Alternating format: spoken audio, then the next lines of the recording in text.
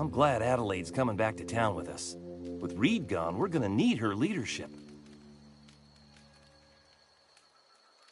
No kidding! Really? Well, which one?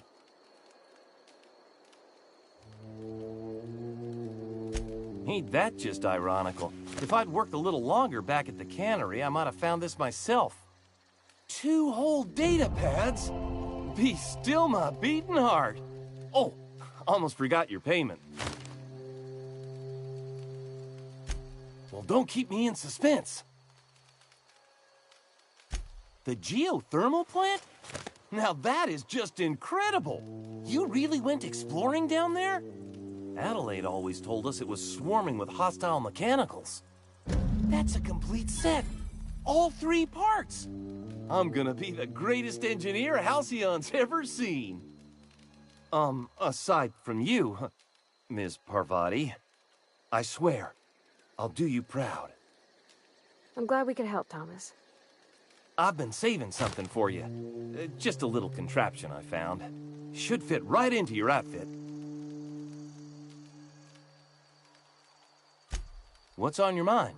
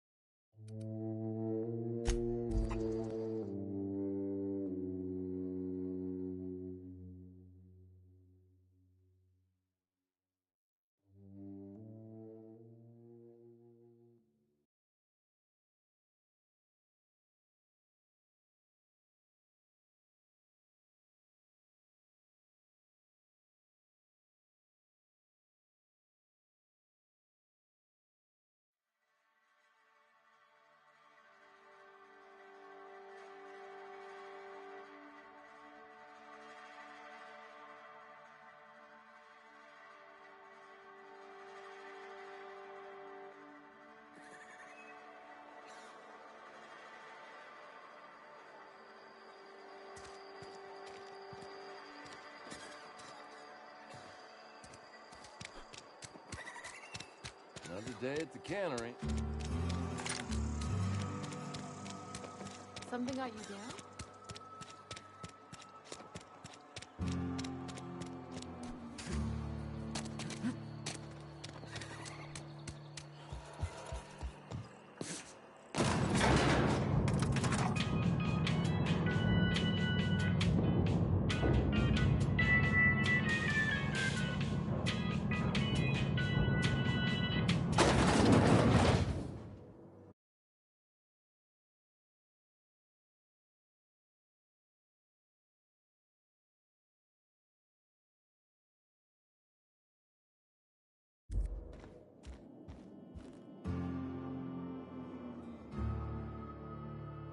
I already told you I'm leaving.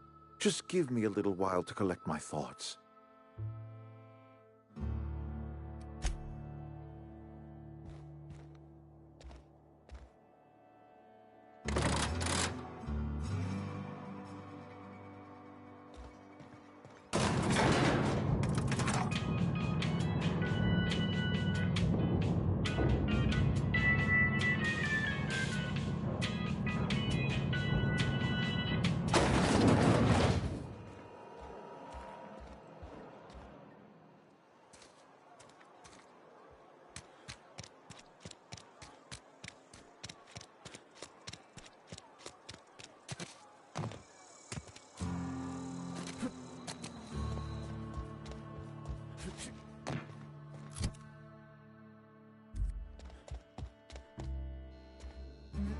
It's a fine new day in Edgewater.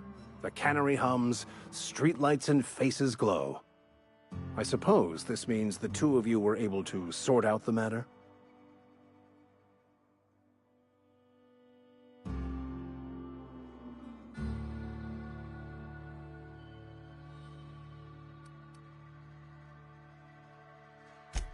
I am somewhat taken aback by that, given the heat between her and Mr. Thompson. What deal did you strike with her, I wonder?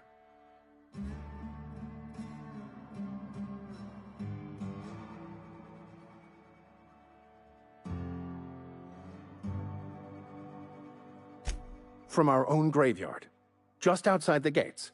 And Silas had not even an inkling. What do they pay the man for? He spends all day digging graves, Vicar. Sir. Sometimes he's got to sleep. Yes, of course. My reaction was unreasonable.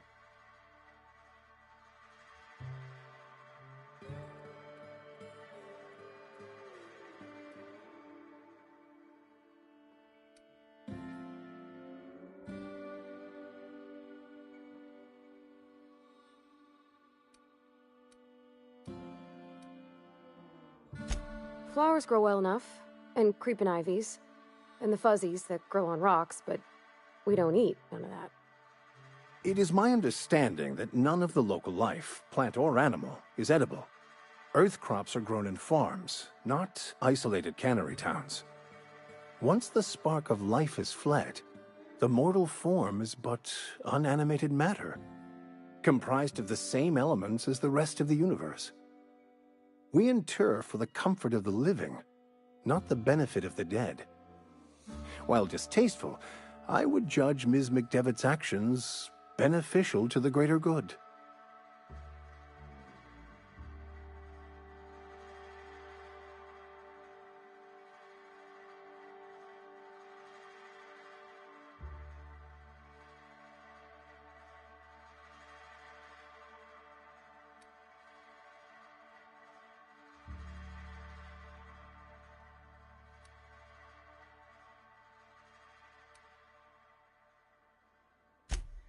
The universe is a mechanism.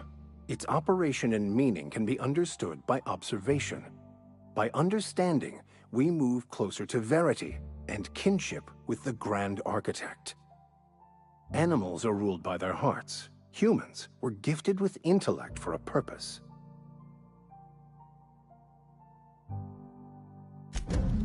Wonderful. This is fantastic. Well worth all the sacrifices Wait. What the fuck is this? Is this French? I can't fucking read French. It's a law-forsaken joke is what it is. French. Ha! I was so high and mighty, preaching to the yokels about following the plan, while fighting it at every turn.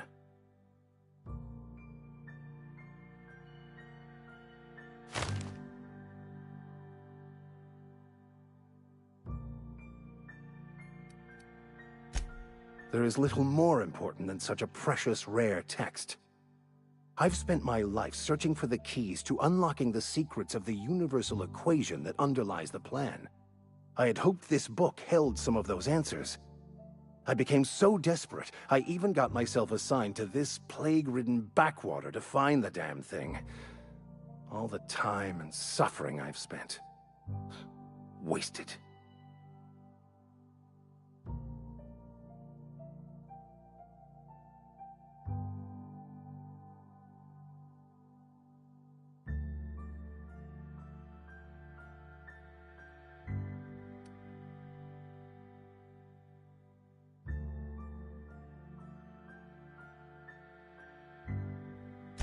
Bakounu, the author, had some interesting theories about man's perception of reality that I thought could be applied to our attempts to decipher the plan. Unfortunately, he was also one of the founders of the Philosophist school of thought, so the book is banned in this colony.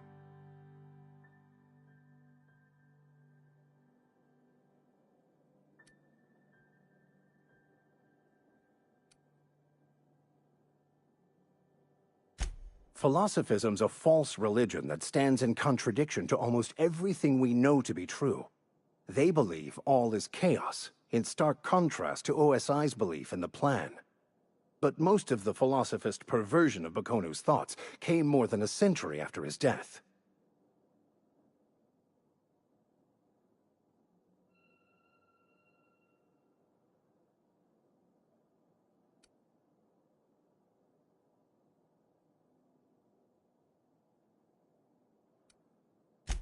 Yes, you're right. Such are the workings of the equation. And I've only my own hubris to blame. I certainly never planned for this contingency. But that's neither here nor there. What I need to do now is to find a translator, obviously. But to do that, I'll first need to secure transport. You have a ship. Perhaps I could make myself of use to your crew.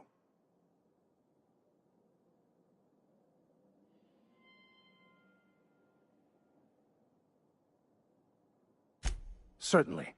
I already gave you most of my money, but I can offer you free spiritual counseling, and I'd be happy to watch your back. I'm pretty handy with a tossball stick, or any blunt instrument, really. I'm also a passable gun hand, if it comes to that. I can usually talk my way out of conflict, though.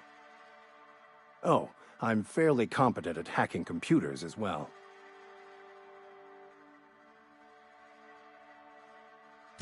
Fantastic. I promise you won't regret this. Edgewater's gonna miss you. Folk here always had good things to say about their vicar. Thank you, Ms. Holcomb. I'll be glad for the change of scenery, and to leave this place behind. It is my esteemed pleasure to serve as your crew vicar, Captain.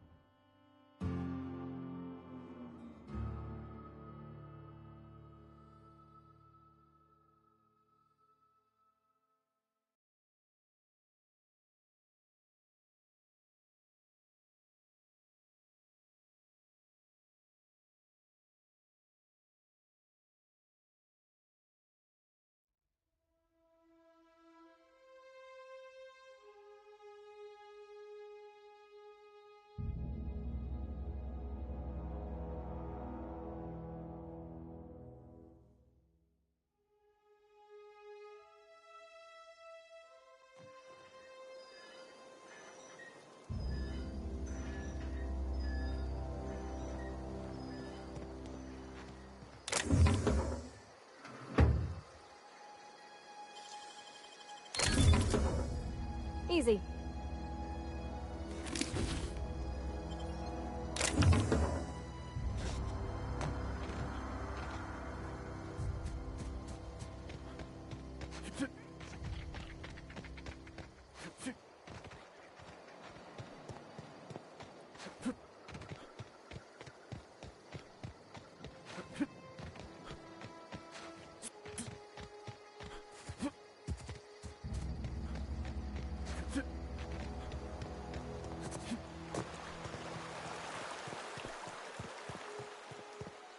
Hey, Miss Parvati. Come for a visit? Not today. Just helping this fella.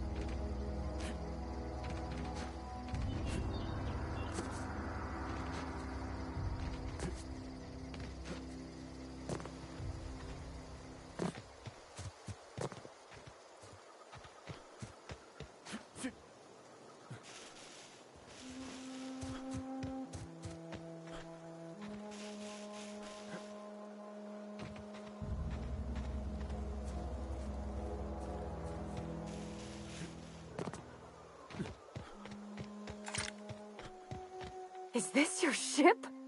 Oh my stars, she is just so handsome! Does she have a name yet? What's her drive model? Oh, gosh. Listen to me babbling.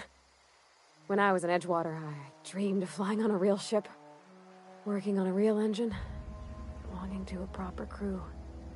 I'm the only decent mechanic Edgewater's got, but every time I think of going back, I get this sinking feeling.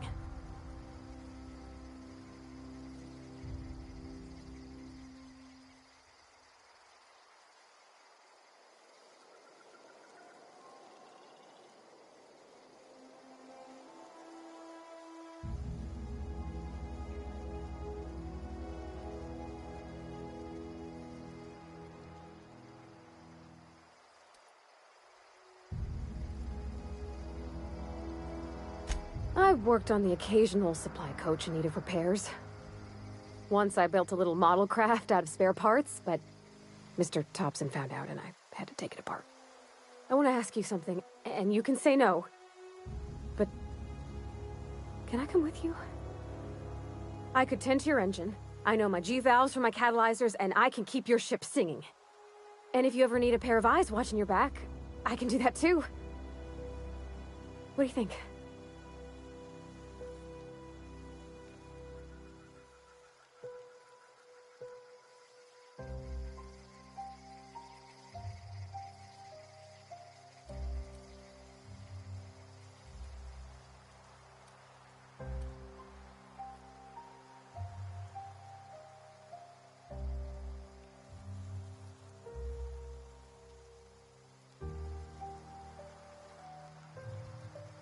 Yes! I mean, thanks. You won't regret this, mister. Captain. I can call you Captain now. Ha! I got a captain.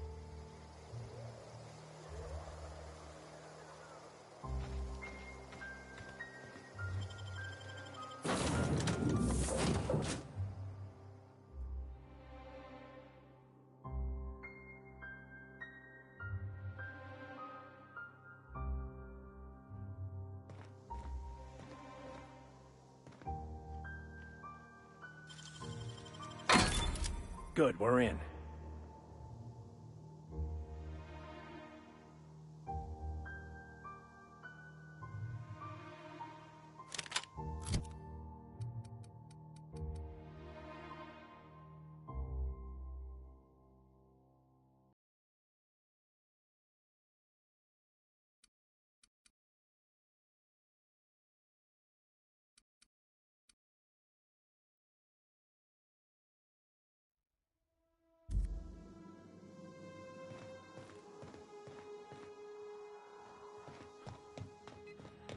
Captain, I have detected that Edgewater's power supply is now optimal. I applaud your willingness to invest your time in the local community. What can I do for you, Captain?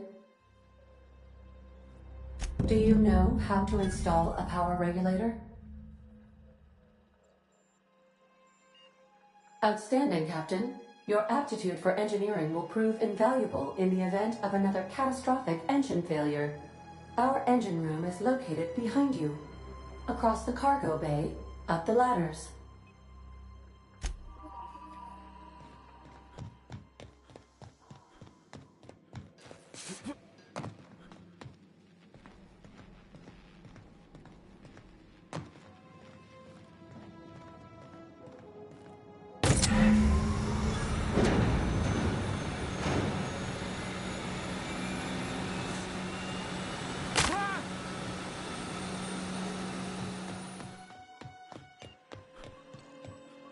What can I do for you, Captain?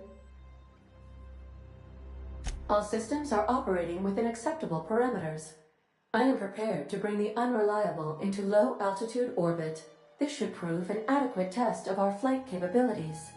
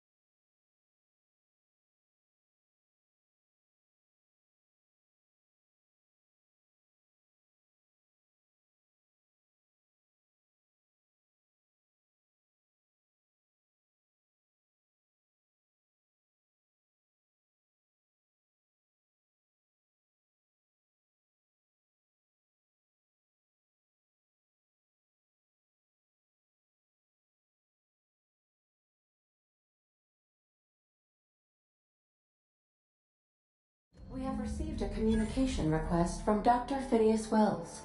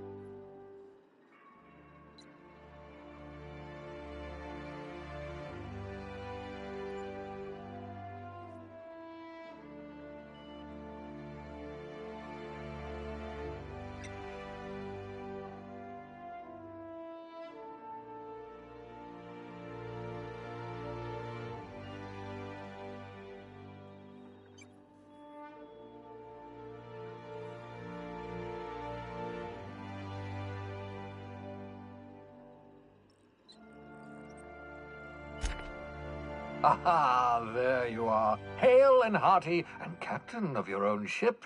I see you're putting the unreliable to good use. Shame about her former captain. Horrible way to die. How are you feeling, by the way? I lost track of you in that cave back there. Experiencing any, unnatural drippage? Perfectly normal side effect of thawing, I assure you.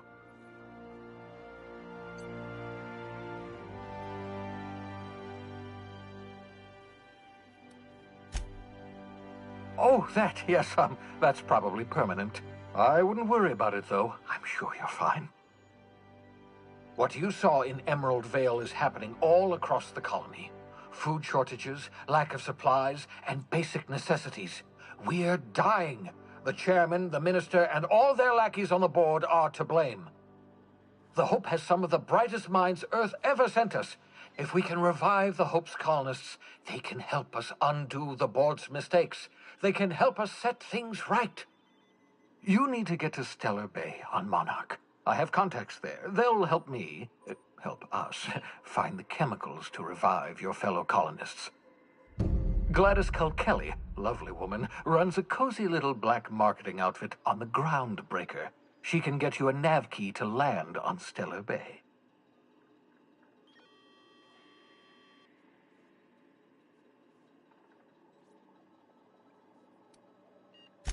Strictly speaking, Monarch is a moon, terraformed badly, and almost completely lawless. You'll love it. Captains don't fly their own ships, you see. Your navigation terminal handles the, navigation. Think of a nav key as a set of flight instructions. The board's been confiscating nav keys for Stellar Bay, so we must rely on unconventional means of acquisition. Hence, Miss Gladys Culkelly.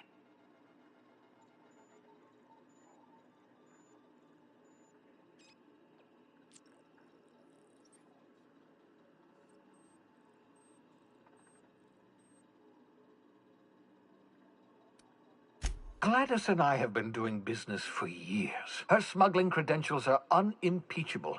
If anyone can get you a key to Monarch, it's her.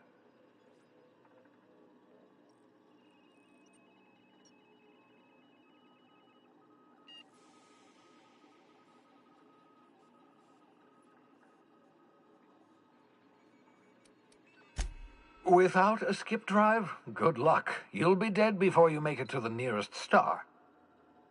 Look, I admire your optimism, but the sad truth is you're stuck here. You, me, and the rest of this colony. We're all skating precariously around the edge of oblivion together. None of us are leaving Halcyon alive, so we may as well make it a better place, and we can start by reviving the Hope.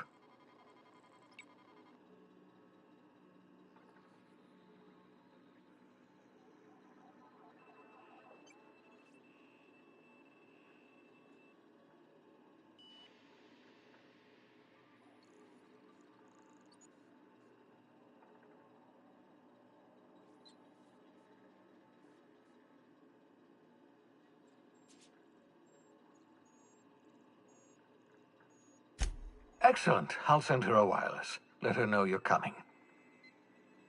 By the way, I gave Captain Hawthorne a disguise apparatus of my own design, cutting-edge technology years ahead of its time. I call it the Holographic Shroud. I'm sure it will prove remarkably useful to you. You'll find it in the captain's quarters.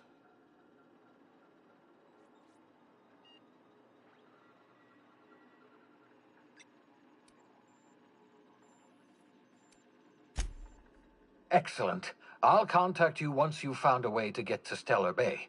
If you have any questions, come see me in my lab. And remember, don't trust the board. They'll try to win you over with promises of wealth and power, but it's a lie. The board's only interested in filling their own pockets. If we don't put a stop to them, they're going to run this colony to the ground. Transmission ended. If you are ready to depart, please select a destination on your navigation terminal.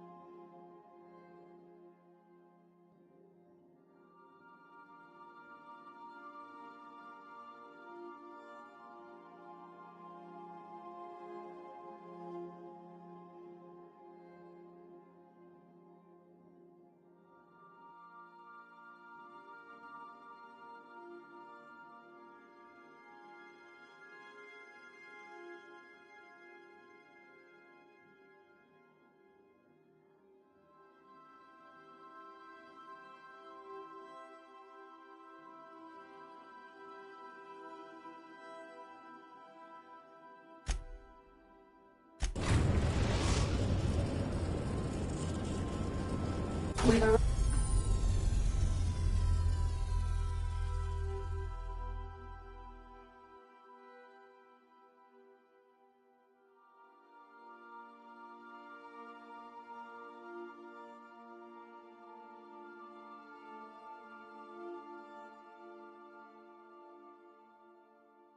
arrived at the Groundbreaker. Can we chat? Hey, Captain. I heard that Groundbreaker's got a real good engineer. A lady named Junlei Tennyson?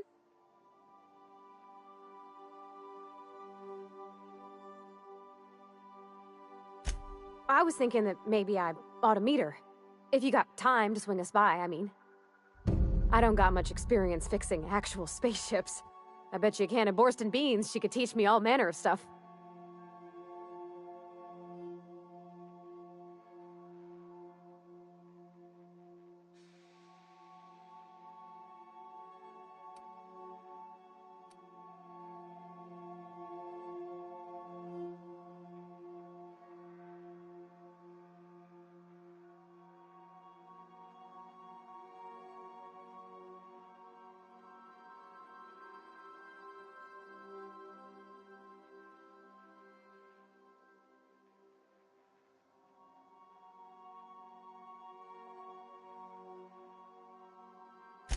Thanks, Captain. I'll be sure to make it worth your time. Did you want to talk about something else?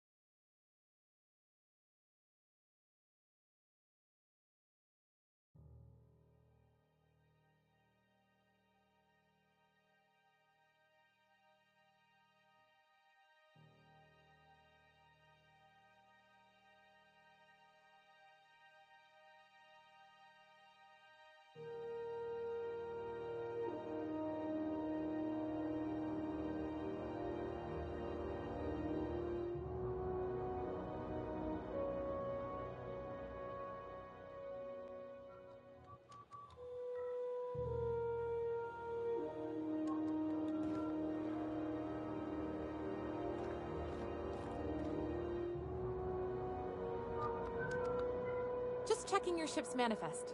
Standard procedure. Smells like grease and unwashed bodies. just as I remembered. That's not the point. This halfwit just knocked out one of my workers. Yeah, with a tossball stick. I heard you the first time. There weren't any witnesses. No witnesses? He's not even denying it. Jackass had it coming. Shut it, Felix. You're not making this any better. You get cute with me again, you little Back Bay brat, I will toss you out an airlock. This is the Groundbreaker, not Byzantium. You ain't the law here. I am. Now move along. I don't have time.